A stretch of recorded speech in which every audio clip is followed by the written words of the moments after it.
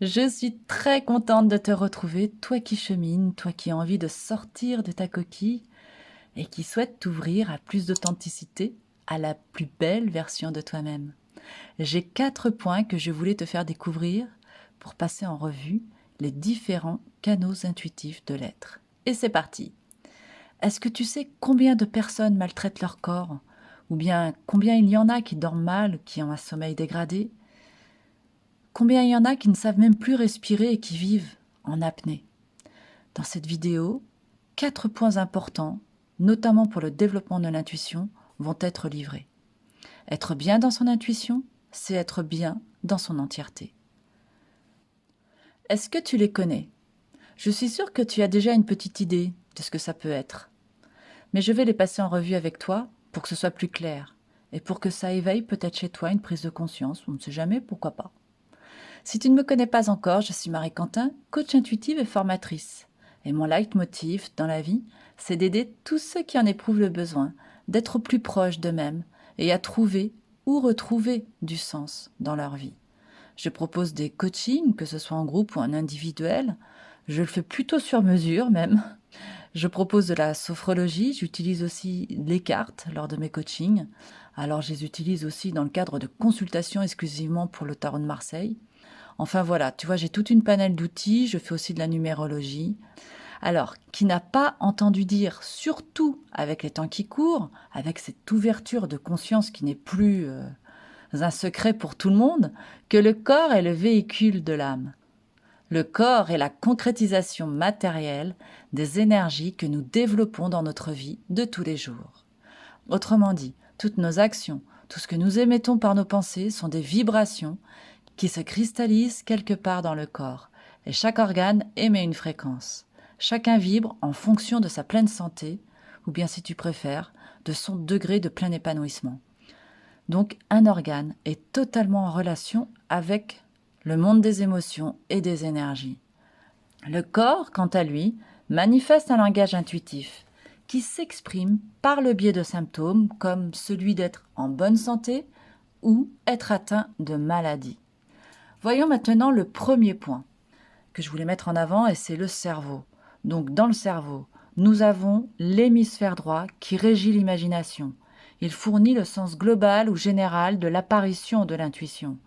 Ensuite, nous avons l'hémisphère gauche qui, lui, est le centre du langage verbal et de la communication. Il traite l'intuition avec des détails et fournit sa forme d'expression définitive. Et enfin, nous avons le lobe temporal qui lui représente un canal important du réseau intuitif pour le traitement des informations visuelles et auditives, pour les souvenirs et les rêves. Justement, on en arrive au deuxième point avec les rêves. L'intuition se sert des rêves pour nous transmettre des informations importantes sous plusieurs formes, sous forme de vision, de voix intérieures, de sensations corporelles, de mouvements et d'émotions. Je suis sûre que tu as déjà connu ça une nuit, de ressentir des émotions comme si elles étaient vraies, comme des émotions de colère, de peur. Donc ça, ce sont des sensations parfois que l'on peut ressentir de manière très intense. Eh bien, durant la nuit, nous recevons des indications sur l'état de santé de notre organisme, à l'aide de symptômes, et on les reçoit sous forme de symboles. Alors souvent, ça va être des symboles emprunts à la symbolique universelle, ou tout simplement propres à chacun, puisque nous avons tous notre langage symbolique. Donc là, ce qui serait intéressant, c'est de maîtriser ce langage des symboles pour en savoir plus. Et on arrive maintenant au troisième point, et là, ce sont les souvenirs qui, eux, sont liés aux émotions, c'est indissociable. Que ces souvenirs soient agréables ou désagréables, ils viennent se cristalliser dans le cerveau, qui, lui, communique en instantané avec tous les organes du corps qui, eux, à leur tour, communiquent avec nous. Alors, ce point-là, je l'ai tiré des propos du livre de Mona Lisa Schulz, Le réveil de l'intuition. Et voici ce qu'elle dit à ce sujet. Le cerveau libère des endorphines et des neuropeptides dans les nerfs, les vaisseaux sanguins, le cœur, les poumons et dans tous les autres organes. Et un ensemble d'émotions et de souvenirs spécifiques situés dans le cerveau qui sont transférés à certains organes déterminés du corps, Tout ceci fait partie de notre réseau intuitif, de notre système de conseil intérieur. Nous avons tous un cerveau, un corps et des souvenirs. Un réseau intuitif est donc en place en chacun de nous. Fin de l'extrait. On en arrive tout de suite au dernier point de ce podcast et c'est la respiration. La respiration est essentielle pour l'oxygénation des cellules dans notre corps. Nous vivons tous l'expérience de ce mouvement de flux et de reflux depuis que nous sommes nés, comme un réflexe inné et qui sert à faire circuler l'énergie vitale dans toutes nos cellules, atomes et électrons de notre organisme. Cette respiration est un réflexe physiologique indépendant de notre volonté. Alors, beaucoup de disciplines orientales en ont fait un principe de base pour le développement du bien-être. On retrouve par exemple les arts martiaux qui apprennent à canaliser l'énergie par la respiration dans le but de rester attentif face à la menace plutôt que de foncer tête baissée au risque de se mettre en danger. Et dans nos pays orientaux, il y a énormément de disciplines qui se sont développées, parmi lesquelles on retrouve la relaxation, la sophrologie, la respiration holistique. Et je suis sûre qu'il y en a plein d'autres que j'ai peut-être oubliées. Quoi qu'il en soit, elles ont toutes le même but, celui de réguler les dysfonctionnements liés aux perturbations émotionnelles et physiques. Pour en revenir à la respiration, sa fonction de base est de nous aider à mettre de l'air dans nos ressentis et de la distance face aux événements que nous sommes amenés à vivre. Elle peut paraître anodine, mais elle procure de profonds effets. Elle établit un contact avec notre intériorité et c'est une voie d'accès vers notre intuition.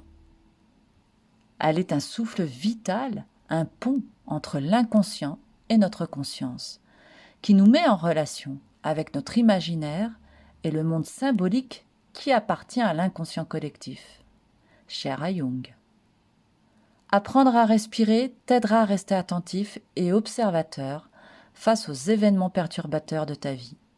En restant attentif, tu sauras percevoir les perturbations bien avant qu'elles n'arrivent, tout simplement parce que les énergies psychiques négatives circulent plus rapidement que l'énergie physique. Je répète, les énergies psychiques négatives circulent plus vite que l'énergie physique. Pour conclure avec la respiration, pour apprendre à être à l'écoute de tes vibrations, tu dois maintenir un équilibre émotionnel calme et serein. Lorsque tu es nerveux ou anxieux, tes énergies se bloquent et se brouillent. Il leur est difficile d'accéder au centre de ton cœur, là où siège ton moi supérieur et tes vibrations. Voilà, j'en ai terminé avec cette vidéo qui concerne les différents réseaux intuitifs. N'hésite pas à communiquer avec moi sur ce sujet. Je me ferai un plaisir de te répondre dans les commentaires. Ce podcast est un extrait de ma formation sur le développement de l'intuition que tu trouveras sur le site Insight Timer, qui est un concurrent de Petit Bambou, un site de méditation en ligne. Dans les commentaires, tu trouveras un lien direct qui t'amènera à l'application. Et si tu es intéressé, sache que j'ai aussi une formation sur les tarots de Marseille. Et en plus, en ce moment, j'ai une jolie offre. Donc si tu veux en savoir plus, pareil, tu cliques sur le lien qui se trouve dans les commentaires. Voilà, eh bien je te remercie énormément pour ton attention, merci beaucoup et je te retrouve très très vite pour un prochain podcast.